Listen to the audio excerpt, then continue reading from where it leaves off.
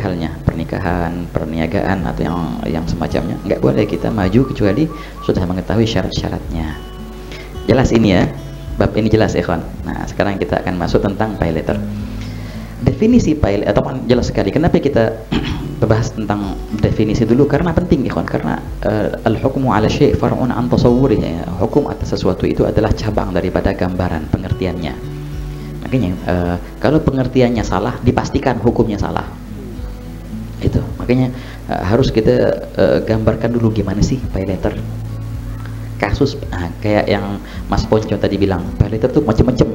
Nah, jenis mana yang kita bakal bahas di sini? Saya gambarkan di sini suatu gambaran yang di sini antum bisa kiaskan. Ini file ini, minta maaf banget ya Al-Fakir buat dengan keterburuan ini 2 hari yang ditulisnya, makanya banyak salah-salah, banyak imbuhan yang nggak sesuai, ya kan, banyak salah huruf atau kaedahnya yang kurang sesuai dalam pola penulisan bahasa Indonesia, karena ini kitab pertama saya dalam bahasa Indonesia. Terus dulu sering nulis pakai bahasa Arab, tapi nulis dengan pola bahasa Indonesia, wah ini baru pertama kali nih. Nah, dimaklumin kalau seandainya kaedah imbuhannya salah atau titik atau komanya nggak sesuai. Tapi di sini berusaha saya pakai bahasa masyarakat ya, bukan bahasa istilah orang perkantoran atau istilah orang perniagaan. Bahasa pasaran lah. Insya Allah semua bisa paham. Ala kulli hal. Baik. Di sini ikhwan, yang kita definisikan pay letter itu adalah ini dia, suatu cara pembayaran yang ditawarkan suatu perusahaan kepada pengguna aplikasinya untuk melakukan transaksi dengan manfaat pembayaran cicilan. Ini adalah definisi pay letter yang kita akan bahas. Suatu cara pembayaran yang ditawarkan suatu perusahaan kepada pengguna aplikasinya untuk melakukan transaksi dengan manfaat pembayaran cicilan. Dan di sini ada 3 pemain berarti ya. Ini penting sekali. Ada penjual, ada pembeli, konsumen. Kelar? Enggak kelar. Kalau seandainya hanya ada penjual dan pembeli, selesailah permasalahan. Udah nggak ada namanya riba atau ini atau itu. Nah, kelar udah. Tapi di sini ada pihak ketiga. Nah, di mana-mana ya pihak ketiga ini bawa masalah ya. Enggak di keluarga. Pihak ketiga datang, wow, udah ruwet deh. Di mana lagi? Di mana-mana deh. Di persahabatan ada pihak ketiga, udah mumet. Muskilah pihak ketiga ini. Entah. Di sini ada pihak ketiga. Siapa pihak ketiga? Lah itulah perantara antara penjual dan pembeli. Entah itu perusahaan A atau B. Saya istilahkan di sini dengan nama pihak ketiga. Ada pihak ketiga. Contohnya penjual si bapak A, pembeli si bapak B. Pihak ketiga contohnya siapa ya gitu? Entah itu shopping, entah itu Traveloka, entah itu Kredivo, entah apalah. Bapak A menjual baju dengan harga 100.000. Oke. Bapak B mau beli baju itu, tapi dia nggak punya duit untuk bayar kontan 100.000 ke si A. Apa yang terjadi? Datanglah pihak ketiga sebagai perantara. Ia menawarkan kepada pembeli si bapak B fitur pay letter. Beli sekarang, barangnya dapat, bayarnya nanti. Oke, pihak ketiga memberikan beberapa pilihan. Catat, siapa yang memberikan pilihan? Si penjual, pihak ketiga. Pihak ketiga. Pihak ketiga kasih pilihan. Pak, gini, kalau mau ngomong ke siapa? Ngomong ke si pembeli, ngomong ke si B. Pak, kalau mau cicilan dalam tempo sebulan, jadi begini Pak, 100.000 bunga, 100.000 harga baju itu plus bunga sebesar contohnya 2%. Berapa ya? 2% dari 100.000? 2.000. Dan plus biaya admin sebesar 1%. Berapa? 1.000. Jadi total yang harus dibayarkan di bulan depan adalah berapa? 103.000. Duanya bunga dari dari transaksi itu, dan 1.000-nya biaya admin. Ini kalau seandainya mau bayar dalam tempo sebulan. Jelas ya? Gampang ya dipahami nih. Oke. Tapi kalau mau bayar dalam tempo 2 bulan, lain lagi Pak. Gimana ntar? 100.000 harga baju itu plus bunga sebesar 2% setiap bulan, plus biaya admin 1%. Jadi total berapa? 105.000. Loh kayak apa? 100.000 itu harga baju. Bunga berapa tadi? 2% setiap bulan. Nah, dia 2 bulan berarti 2 kali 4. 2 kali 2 4. 4.000 tambah 1.000 biaya admin. jadi 105.000. 105.000 itu kan dibayarin dua bulan ya. Bagi 105.000 dibagi 2 sama dengan berapa ya? Nah itu dia 52.500 per bulannya dia bayar 52.500. Nah itu dia ya, 105.000 dibayarkan bertahap 2 kali, berarti setiap bulannya ia membayar 52.500. Sirkulasi hasil daripada 105.000 bagi 2 itu kalau mau bayar 2 bulan. Kalau mau cicilan dalam tempo 3 bulan, begini Pak caranya ntar. 100.000 harga baju itu plus bunga sebesar 2% setiap bulannya, berarti 2 kali 3 nih ntar 2 plus biaya admin 1%. Jadi gimana? Jadi total yang harus ia bayar adalah 107.000. Apa ya 107? 100-nya harga baju, 1.000-nya biaya admin, 6-nya dari mana? Bunga 2 ya kan ya, 2.000 bulan pertama, 2.000 bulan kedua, 2.000 bulan ketiga, 6. Nah, ya kan? Tambah 1 biaya admin 7, jadi 107 kan biaya total, dibagikan berapa ya? 3 kan 3 bulan, 107 bagi 3 berapa ya? Berarti 35,667 rupiah, 35.000 rupiah ya, 667 rupiah. Jelas ya? Nah, orang biasanya langsung memandang berapa yang dia harus bayar per bulannya. Ruwet kalian pakai kalkulator. Enggak. Kalau ini 3 bulan berarti bayarnya berapa? Yang diambil begini nih. Yang diambil ini sama ini sama ini. Tuh. Oh Pak, kalau mau sebulan berarti bayarnya 103.000. Kalau mau 2 bulan berarti per bulannya 52.500. Kalau mau 3 bulan bayarnya 35.500 lah, lebih dikit. Orang biasanya ngambil apa? Yang paling murah. Yang paling murah per bulannya, ya kan ya? Tapi sebenarnya itu yang paling mahal kalau digabungkan semuanya, jelas. Ya kan ya? Wah, daripada Anda bayar per bulannya 52.000, mendingan bayar per bulannya 35.000 tapi 3 kali. Yang mana 2 kali, ini 3 kali. Begitu. Orang nggak mikir gitu, biasanya mikirnya per bulannya berapa, begitu. Lebih ringan jadinya. Jelas ini, ikhwan, gambarannya? Oke.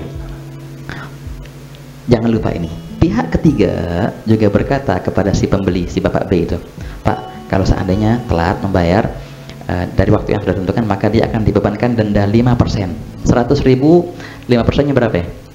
5.000 setiap hari. Setiap hari bukan setiap bulan, setiap hari, bukan setiap jam, enggak, setiap hari.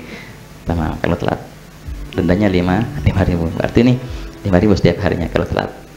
Si pembeli Bapak B menyetujui syarat-syarat itu. Oh siap.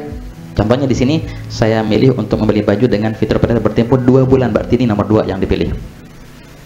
Ini kan cicilan 52.500 untuk 2 bulan. Dikliklah sama dia, beli tang, ya kan ya, dengan fitur pay letter berdurasi 2 bulan. Setiap bulannya berapa ya dibayar? 52.500. Dengan demikian pihak ketiga langsung nah ini penting ya kawan. Ketika terjadi pembelian dari si konsumen, si Bapak B, teman, dengan demikian pihak ketiga langsung memberikan ke penjual si Bapak A harga yang telah ia tentukan oleh penjual 100.000 secara kontan. Apa yang terjadi? Ini lucu ya kawan. Jadi setelah dipilih, contohnya kan si Bapak B milih pilihan kedua ya, dia bayar berapa itu? 105.000 dibagi 2 bertahap 2 kali gitu. 105.000, ada tambahan 5.000 tuh. Itu ketika si B ketik beli tang, otomatis pihak ketiga langsung ngebayarin si penjual. Berapa dibayar? 100.000. Ente jual berapa Pak? Baju saya jual 100.000 nih, kontan 100.000 nyampe, ya kan? Jadi si penjual baginya nggak ada perbedaan. Ente mau beli kontan samanya sekarang harganya cepet, ente mau pay letter 2 bulan, ane tetap dapat cepet. ente mau pay letter 3 bulan tetap dapat cepet. Bunga-bunga itu ke siapa? Ke pihak ketiga. Jelas ya? Di sini berarti si penjual tidak merasakan perbedaan apapun dari pay letter itu, sama baginya. Jelas nih? Inilah pay letter ceritanya. Dalam gambaran yang gampang dipahamin, mudah dipahamin ya. Oke. Walaupun terhadap tafsir nanti berapa lembar lagi ada banyak tafsirnya. Sebelum kita masuk ke membedah pay letter, akad muamalat apa yang ada di pay letter. Di sini ikhwan penting sekali kita memahami bab muamalat dulu. Kan panjang muamalat, ya panjang makanya, tapi ada beberapa bab saja yang penting yang mempunyai hubungan erat dengan pay letter itu. Pertama kita akan bahas namanya jual beli kredit. Kedua kita akan bahas namanya riba. Yang ketiga kita akan bahas namanya ju'alah. 3 bab muamalat yang penting. Nah, berarti sebelum kembali ke pay letter kita belajar fikih dulu sekarang nih. Tamam? Oke. Ada pembelian dengan nama al-bay' bit-taqsid. Bit-taqsid artinya kredit. Ini sekarang kita tutup sementara ya pay letter. Tamam? Kita nggak bahas pay letter sekarang. Ntar. Kita buka lagi ntar. Tapi sekarang kita buka kitab fikih. Tamam? Dalam kitab fikih ada dalam bab muamalat namanya bay' bit-taqsid, jual beli dengan kredit. Jual beli dengan pola kredit artinya penjual menawarkan. Siapa yang menawarkan? Penjual, bukan pihak ketiga. Penjual menawarkan pola pembayaran kepada si pembeli. Nggak ada pihak ketiga di sini. Murni antara penjual dan pembeli. Ini kasus kredit. Si penjual bilang mau bayar kontan atau bayar di kemudian hari secara bertahap. Yang pastinya kalau bayar kredit lebih mahal, lebih tinggi daripada kontan. Di mana dilihat tuh? Udah, anda bayar kredit deh. Kredit berapa ente? Kredit 2 bulan, 3 bulan. Anda baru mau 3 bulan. Ini ya sudah bismillah. Baru mereka melaksanakan akad jual beli secara kredit dalam tempo 3 bulan. Nah, contoh, Bapak A menjual buku dengan harga 100.000 kalau seandainya kontan, 110.000 bila mana pembayaran kredit selama 2 bulan. Setiap bulannya setengah harga itu, berarti setiap bulannya 55.000.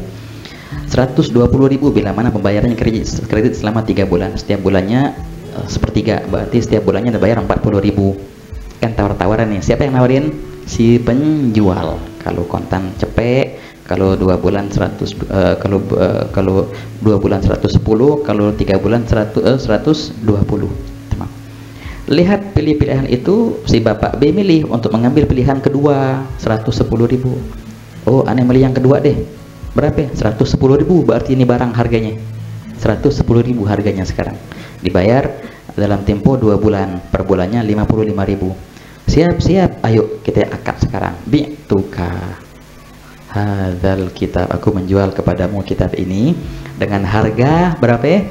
110.000 yang engkau bayarkan dalam tempo 2 bulan, per bulannya 55.000. Terima? Saya terima. Sah nggak kayak gitu? Sah hukumnya. Riba? Bukan riba sama sekali. Siapa yang mendapatkan? Kan nih ceritanya harganya cepet 100.000. Kalau bayar 2 bulan 110.000. Siapa yang mendapatkan 10.000 tambahan itu? Penjual. Gitu. Oke. Jual beli dengan cara demikian itu hukumnya sah, nggak masuk masalah riba, dan juga nggak masuk dalam masalah bay'atain fi bay'ah yang tenar dalam kitab fikih. Ada yang bilang, wah itu nggak sah. Kenapa nggak sah? Ada di kitab Umdatus Salik. Kalau seandainya digabungkan antara 2 pilihan dalam satu akad maka tidak sah. Nah, gambaran yang ada di kitab Umdatus Salik ataupun di Minhaj, bila mana pilihan-pilihan itu belum dipilih oleh si pembeli. Gitu, aku jual kepadamu kitab ini, kontannya 100.000 dan kredit 2 bulan 110.000. Aku beli yang mana ente? Pilihan yang mana? A apa B? Itu nggak sah. Itu namanya bay'atin fi bay'ah. Makanya jangan salah paham di sini. Kredit nggak sah, ada di kitab Umdah. Yang ada di kitab Umdah atau kitab Minhaj bila mana tidak ditentukan yang mana. Gambaran kredit yang sah, tentukan dulu ente mau yang mana, baru buat akad atas yang telah ditentukan. Aneh maunya yang nomor 2 nih, yang kredit 2 bulan. Oke, siap. Belum akad nih, belum. Udah tentukan, baru kita akad. Akad atas apa? Atas perihal yang tertentu. Jual beli buku kredit selama 2 bulan, selesai. Nah, itu sah ikhwan, nggak masuk dalam bai'atan fi bai'ah. Wah, kata pola jual beli bertaksid seperti ini itu sah di kalangan madhab yang 4. Ulama Ahnaf, Malikiyah, Syafi'iyah, Hanabilah, mereka mensahkan semua. Hanya satu madhab yang tidak mensahkan, ini madhab Zaidiyah. Di kalangan madhab Zaidiyah ini, Zaidiyah ini cabang dari madhabnya Syiah ya. Di fikih Zaidiyah mereka mengharamkan jual beli kredit gitu, jadi semua harus cash. Dibilang masuk riba katanya, tetapi enggak. Kalau kebanyakan ulama, jumhur semua mazhab arba'ah, mereka bilang boleh, enggak, bukannya riba sama sekali. Emang harga segitu, bukannya harganya 100 kemudian nambah 110, enggak, emang harganya 110 berarti ya begitu. Jelas ini ikhwan, namanya kredit. Inilah istilah kredit dalam ilmu syariat, tamam ya. Oke. Sekarang bab nomor 2, bab yang masya Allah sering kita dengar, wah riba, dengernya serem memang karena dosanya besar. Tapi kebanyakan orang pas ditanya riba itu apaan sih, gimana gambarannya riba, oh gambarannya riba kalau ente minjem sama bank contohnya gitu, oh itu riba tuh. Kenapa, unsur ribanya dari mana, kenapa kok diharamkan muamalat riba itu? Kalau aneh naruh di bank haram nggak? Oh haram juga riba. Ntar dulu. Ketahui dulu riba itu apa dan bagaimana gambarannya riba sebelum engkau menerapkan ke masalah apapun. Tenang ikhwan. Dan memang pembahasan riba dalam fikih itu memang mumet. Sebenarnya ikhwan, walaupun banyak solusinya pun mumet. Emang luar biasa. Nah, di sini Al-Faqih ringkasnya bagaimana itu riba. Tamam. Soal Nabi Muhammad, Allahumma shalli wa sallim alaih. Di sini ada sedikit definisi yang agak mumet ya, tapi nggak masih muskilah lah. Kita akan bahas bagian-bagiannya yang penting itu. Riba dalam definisi syariat menurut mazhab Syafi'i, lughatan az-ziyadah, raba yarbu zada yaziduna, fala yarbu indallah falazin. Syara'an 'aqdun 'ala 'iwadin makhsus, ghair ma'lum at-tamathul fi mi'yar syar' aw ma ta'khir fil badalin aw ahadihima. Itu definisinya. Yang artinya ini suatu akad perkara barang tertentu, berarti ada barang tertentu, bukan semua barang yang ada ribanya, enggak, barang tertentu yang mana barang itu tidak diketahui persamaannya menurut timbangan syariah yang terjadi saat akad berlangsung atau akibat adanya penundaan serah terima barang, baik terhadap kedua barang atau salah satunya. Ini penjelasannya panjang lebar ikhwan, kita nggak akan jelaskan masalah definisi ini karena penjelasannya sebenarnya ada di bawah nanti satu-satu. Baik. Riba terbagi menjadi 4. Nah, ini penting nih. Riba ada 4. Ada namanya riba fadl, riba tambahan. Ada namanya riba nasa, riba penundaan. Ada namanya riba yad, riba tangan. Yang keempat ada namanya riba gard, riba pinjaman. Jadi 4 riba itu. Satu-satu sekarang. Riba fadl, nasa dan yad. Untuk nomor 1, 2, 3, riba fadl dan riba nasa dan riba yad itu hanya terdapat pada perkara yang robawi. Apa itu robawi? Lah itu dia, robawi cuma 2, nagden sama makanan. Apa yang nagden? Emas perak. Emas perak ada ribanya kalau seandainya kurang syarat, jadi riba antar. Juga makanan, masuk makanan, minuman juga ikhwan, apa yang bisa dikonsumsi oleh manusia itu makanan, itu ada perihal ribanya kalau kurang syaratnya. Hanya 2 golongan, jangan lupa. Ntar dulu, ini kita ngebahas bagian riba yang 1, 2, 3 ya. Apa tadi? Riba fadl dan riba nasa dan riba yad. 1, 2, 3 ini cuma main di emas perak dan makanan. Baju, buku nggak ada cerita riba fadl atau nasa atau yad. Rumah, mobil, motor nggak ada namanya cerita riba nasa atau yad atau fadl. Nanti adanya ntar riba gard, itu lebih luas. Tapi kita bahas sekarang riba fadl, nasa dan yad. Cuma ada di 2 perkara, emas perak sama makanan atau minuman. Penjelasannya sebagai berikut. Ini antum ingat ya, istilah robawi. Apa robawi itu? Emas perak sama makanan. Emas perak itu golongan, makanan itu golongan. Jadi ada 2 golongan di sini. Penjelasannya, bila mana terjadi barter, ini barter ya kawan, tukar-menukar barang antara 2 robawi dengan golongan dan jenis yang sama. Kalau seandainya barter 2 perihal robawi, barang robawi tadi, emas perak sama makanan, dua-duanya robawi penjual bawa robawi, pembeli bawa robawi, yang jenis golongannya sama, emas perak sama emas perak, jenisnya sama, emas dibarter sama emas, perak dibarter sama perak, beras dibarter sama beras, golongannya sama, jenisnya sama. Kalau terjadi barter seperti itu, maka disyaratkan 3. Ini penting, ada 3 syarat. Syarat pertama harus sepadan, sama berat dan kadarnya. Betul. Ente bawa beras apa? Ane bawa beras Cianjur sekilo. Ente bawa apa? Ana bawa beras basmati sekilo. Beda nggak harganya? Mahal mana? Tapi sama nih sekilo-sekilo. Memang harus sama sekilo-sekilo. Mau barter ceritanya kan ya? Nggak bisa gitu dong. Semestinya Cianjur 5 kilo, basmati sekilo, baru adil. Justru itu riba. Nah, kalau nggak sepadan, maka jatuh riba. Riba apa? Nah, tengok. Bila mana tidak sepadan, 1 gram emas contohnya dibarter dengan 1,5 gram emas. Atau tadi beras sama beras. Tapi lain timbangannya. Maka inilah yang dinamakan dengan riba fadl. Nih, namanya riba fadl. Bila mana nggak sepadan. Tapi kapan nggak sepadan? Kalau seandainya golongan dan jenisnya sama, emas sama emas dibarter, perak sama perak dibarter, gandum sama gandum, nasi sama nasi, itu harus sepadan. Nah, ya kan? Golongannya sama dan jenisnya sama. Soal Nabi. Kalau nggak sepadan, langsung kena riba fadl. Maksudnya gimana? Emas sama emas ya harus sama ya, pasti sama. Enggak kayak gitu. Kadang-kadang kita aneh punya emas kepingan nih contohnya, 10 gram contohnya emas kepingan. Ente punya cincin, ya kan? Berapa itu cincin tuh emasnya? Cuma beli ininya, nggak ada batunya contohnya. Oh 10 gram. Nah ini yang oke.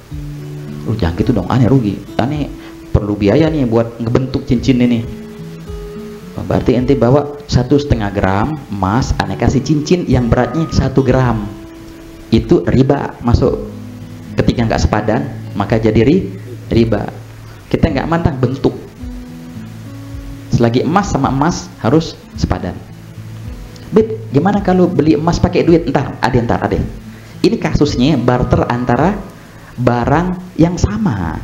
Baru ada syarat nomor 1 ini. Jelas ya kawan? Namanya riba fadl bila mana nggak sepadan. Baik. Syarat yang kedua, bila mana terjadi jual beli seperti itu, harus kontan ya, harus kontan. Tidak boleh disebutkan tempo dalam penyerahan. Kalau seandainya disebutkan tempo, begini, yaudah nggak apa-apa deh, 1 kilo sama 1 kilo, beras sama beras, Cianjur sekilo, basmati sekilo, udah nggak apa-apa, aneh ngalah, yang penting sah. Tapi yang basmati ntar deh aneh kasih besok, kita akad sekarang, tamam, penyerahannya besok. Ketika engkau sebutkan tempo untuk penyerahan, itu otomatis jadi riba, namanya riba nasa artinya penundaan. Nah itu, bila mana disebutkan penundaan dalam akad, maka inilah yang dinamakan dengan riba nasa. Walaupun penundaannya sebentar ya, kita lagi duduk di tempat ini, yuk kita akad untuk gobil tuh. Kapan aneh mau kasih? Aneh mau kasih berasnya. Entar dulu, aneh balas chatting dulu. Langsung riba nasa itu. Karena ada tempo penundaan walaupun beberapa menit. Kalau disebutkan. Nanti aneh balas chat dulu, aneh baru kasih. Kena tuh. Apalagi disebutkannya besok lusa, ya langsung kena nih pasti. Ketika disebutkan tempo dalam akad, itu langsung otomatis masuk riba nasa.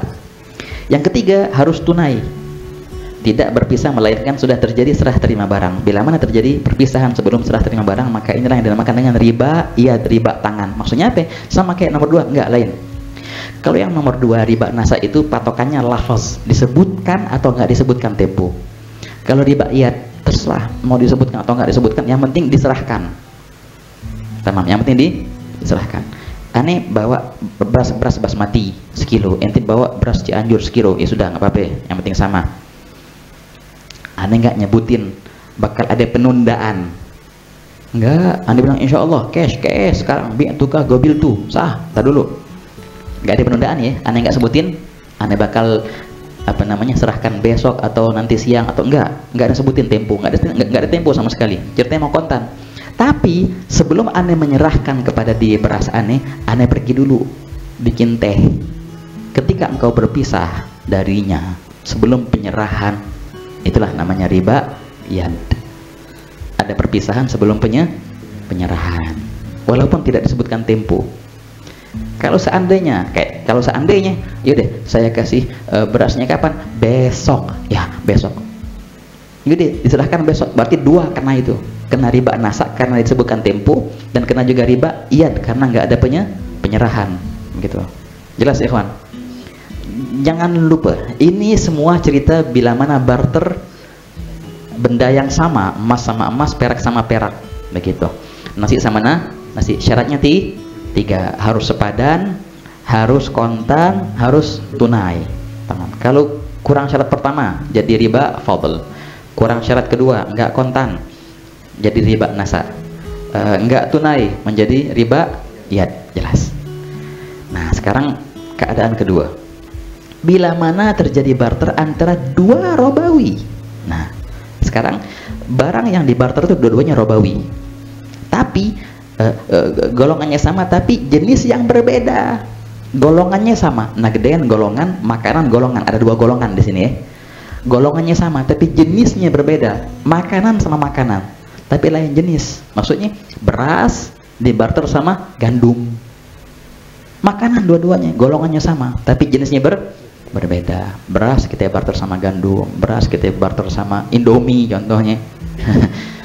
Atau emas kita barter dengan perak, itu masuk juga di sikon. Apakah disyaratkan tiga syarat itu harus sepadan? Enggak bisa lah sepadan. Maka gugurlah syarat pertama, enggak harus sepadan. Nah, bila mana terjadi barter dua robawi dengan golongan yang sama namun jenis berbeda, seperti emas dengan perak, beras dengan gandum, maka gugurlah syarat pertama dari tiga syarat di atas. Jadi boleh kita barter 1 gram emas dengan 20 gram perak, boleh nggak? Iya boleh. Masa ya sama? Harus sama, 1 gram emas 1 gram perak? Ya nggak makbul. Nah, karena berbeda jenis maka boleh beda takaran, silahkan. 1 kilogram beras dengan 2 kilogram gandum, silahkan. Nggak sepadan nggak apa-apa nih, tapi jangan lupa apa ya? Untuk syarat yang kedua dan ketiga masih disyaratkan di sini, jangan lupa harus kontan. Nah, nggak boleh ada penundaan. Kalau nggak kontan kena riba nasa, kalau nggak tunai kena riba ya. Jangan lupa kapan ini, bila mana dua benda yang dibarter itu riba robawi. Nah, kalau seandainya terjadi barter antara dua robawi dengan golongan yang berbeda, tadi apa ya, golongan robawi dua, emas perak sama makanan. Sekarang aneh mau barter antara dua ini. Aneh punya emas, ente punya nasi, ente punya beras, robawi semua nih kan ya, tapi golongannya berbeda nih. Maka apa? Maka gugurlah semua syarat tiga itu, nggak ada riba sama sekali di situ. Atau terjadi barter antara perihal yang robawi dengan lain robawi. Aneh mau beli beras ente dengan baju aneh, barter. Maka nggak ada syarat yang tiga itu, nggak ada cerita robawi di sini, karena apa namanya, barternya terjadi antara robawi dan bukan robawi, ataupun antara robawi yang berbeda golongan, maka gugurlah semua syarat tiga itu. Nah, emas dengan baju contohnya, ataupun emas dengan beras tadi, maka tidaklah diharuskan apapun dari tiga syarat yang disebutkan di atas. Soal Nabi ya, jadi ikhwan sangat jelas untuk riba fadl dan riba nasa dan riba yad ini hanya berlaku bila mana apa? Barangnya barang robawi, emas perak atau makanan, baru timbul tuh. Dan itu pun ada kemungkinan riba itu, riba yang tiga ya, fadl, nasa dan yad, bila mana kurang syarat yang tiga ini. Kalau bila mana sama golongan dan jenisnya harus sepadan, kalau nggak sepadan riba fadl gitu. Kalau seandainya satu golongan tapi beda jenis, nah, emas sama perak ataupun nasi sama gandum, satu golongan tapi beda jenis, maka gugurlah syarat yang pertama itu, nggak ada riba fadl, tapi tetap harus kontan dan apa namanya, tunai. Nah, kalau nggak kontan riba nasa, kalau nggak tunai riba ya, jelas. Kalau seandainya, pertanyaan, Bib, ane mau beli emas pakai duit, ayo, boleh nggak tuh? Ada nggak ribanya? Riba, ntar dulu. Kalau nggak kontan riba ente, kan sering kita dengar gitu ya. Sering nih terjadi nih, kadang-kadang ada di fitur-fitur itu kan ya, nabung emas ya, nabung emas ya, atau jual beli emas di online. Sebenarnya bukan emas, sama makanan persis, kenapa harus diwah-wahkan emas, padahal makanan juga sama.